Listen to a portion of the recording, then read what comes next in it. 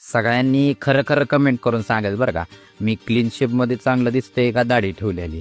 कोणी सुद्धा लाजायचं नाही किंवा काय नाही, नक्की कमेंट करायचं. तर रामराम मंडळी, आज सकाळी बघा हा डीजे दिसला. आता ह्या डीजेचं विशेष काय नाही, पण पोरं ह्याला विंचू डीजे म्हणते ती, पण ह्याचं खरं नाव प्रदीप नंबर 1 साऊंड आहे. पण त्यांना काय माहीत आहे. मग नंतर खूप दिवसातनं क्लीन शेव करून दुकानात आलो. मग नंतर अभिषेक अक्काला न्यायला आला होता. अक्काने मला आणि अभिषेकला आईस्क्रीम आणि कोल्ड्रिंक सांगितले. नंतर दुपारी बघा हे गरमी ते असल्या ना, मोबाईल चार्ज करायचा असला नाही, अमोलकडे एक जुगाड आहे.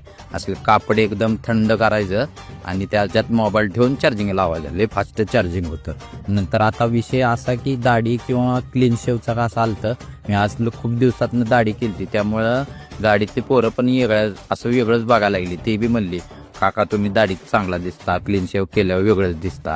आता मी म्हणलं आता ह्यात मी तर काय सांगू शकत नाही, मला तर दाढी ठेवायचीच आहे, त्यात काय नाही.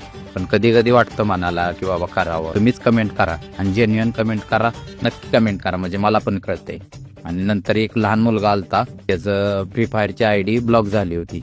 म्हणजे आता ती ब्लॉक व्हायचं कारण म्हणजे त्यानं एकाला 8,000 डायमंडसाठी ती फ्री फायरची ID फेसबुकची त्याला लॉग इन दिलं होतं. पण आता विषय म्हणजे ते फेसबुकवर आडलं म्हणून बरं झालं. पालकांचं गुगल पे फोन पे असतं तर डोक्यात वाचवलं. त्यामुळे ठेवत जावं मुलांवर. आणि न्यूझीलंड हे साऊथ आफ्रिकेला हरवून फायनलमध्ये आले. पण भेटू पुढच्या ब्लॉगमध्ये. राम राम.